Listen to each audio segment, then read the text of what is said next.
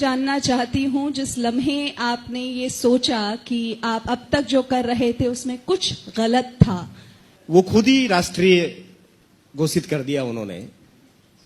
और पता नहीं राष्ट्रीय क्यों है, क्योंकि राष्ट्रीय थे तो सारी जाति समाज के लोग, सभी धर्मों के लोग उसमें होने चाहिए।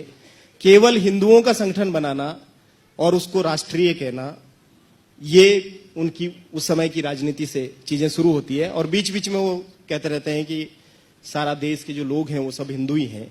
136 करोड़ हिंदू की बात अभी भी उन्होंने कही, भागवत जी ने।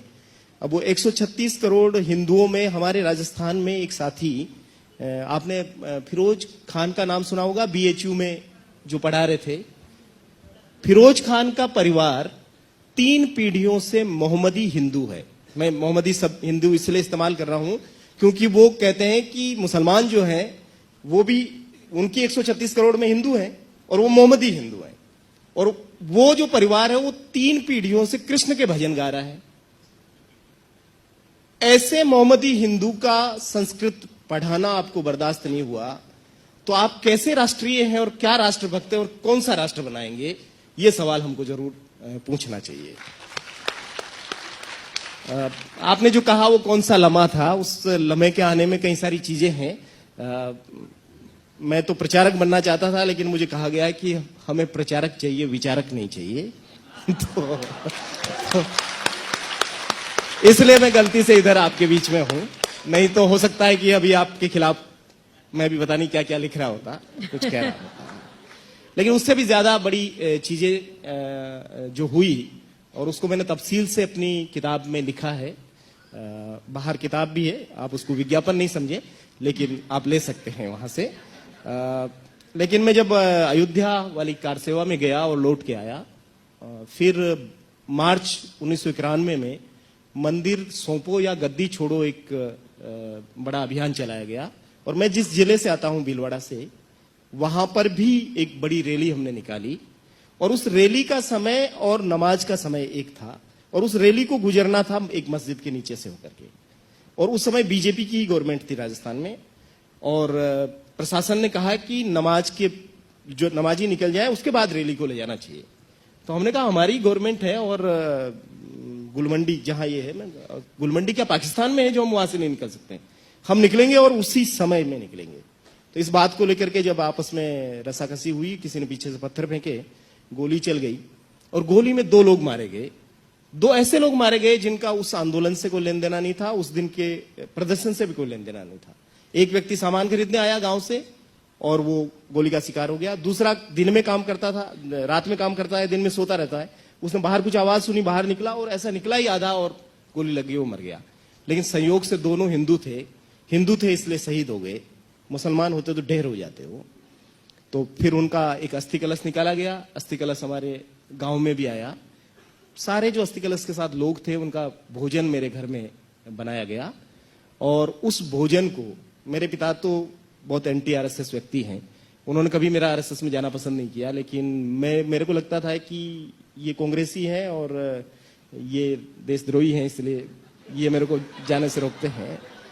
तो जब मैंने उनको कहा कि भाई यहाँ खाना खाएंगे, उन्होंने कहा कभी नहीं खाएंगे, मुझे पता है। मैंने कहा आप जानते ही नहीं हमारे संघ के बारे में, हमारे यहाँ तो बिल्कुल नहीं चलता है ऐसा जातिवादी, हम सबके यहाँ खाते हैं, सबके यहाँ जाते हैं। उन्होंने कहा बहुत बढ़िया, मुझे खुशी होगी, बनाओ। तो खाना बनाया गया और ये अस्थि कलश यात्रा गांव में आई, भाषण वासन हुए, 9 साढ़े 9 बजे रात तक कार्यक्रम चला। फिर हमने कहा कि भोजन ग्रहण कीजिए। तो उनमें से एक सेवा भारती के जो जिलाध्यक्ष थे नंदलाल, वो मुझे एक तरफ ले गए और मुझे कहा कि बंधु आप तो समझते हैं कि अभी अपना हिंदू समाज इतना समरस नहीं हुआ है, तो हम तो खा लेंगे आपके यहाँ, हम तो कभी भी खा सकते हैं, आपके साथ एक थाली में खा सकते हैं, लेकिन ये जो साधु संत आए हैं इनको थोड़ा संकट रहेगा, तो आप ऐसा कीजिए कि पैक करके दे दीजिए खाने को। तो मेरे लिए बहुत शॉकिंग था, क्योंकि मैं तो अयोध्या में मरने के लिए चला गया, लेकिन वो मेरे घर में खाना खाने के लिए भी तैयार नहीं थे। लेकिन मेरी स्थिति आप समझ सकते हैं, मेरे पिताजी ने पहले ही कह दिया था कि ये नहीं खाएंगे, और मैंने दावा किया कि मैं 5 साल से काम करता हूं और वो खाएंगे ही खाएंगे। तो मुझे लगा कि ये ठीक है कि ये बांध के भी ले जा रहे हैं। तो जब बांधना शुरू हुआ तो मेरे पिताजी ने पूछा क्यों नहीं खा रहे, तो उन्होंने नहीं जवाब दिया, लेकिन मैंने ही अपने से जवाब दिया कि अगले गांव में एक और कार्यक्रम करना है और समय नहीं है, इसलिए नहीं खाएंगे। लेकिन वो ले गए खाना, खाया नहीं उन्होंने।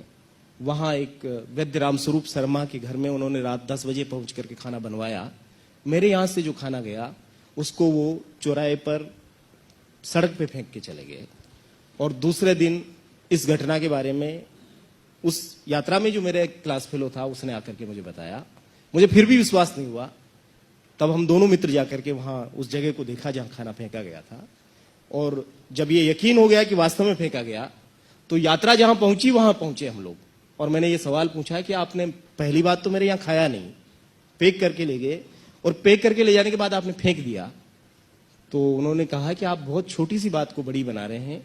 खाना फेंका नहीं गया था, जीप में पीछे बैठे हुए साथियों के हाथ में था, गाड़ी टर्न पे मुड़ी, हाथ से छूट गया खाना, अब गिरा हुआ खाना खाएंगे क्या हम लोग? तो इतने गिरे हुए नहीं थे, या थे अब आप समझ सकते हैं। लेकिन वो खाना जिस दिन गिरा या खाना जिस दिन उन्होंने फेंका, उस दिन उन्होंने मुझे भी फेंक दिया, और उसके बाद में आप लोगों के साथ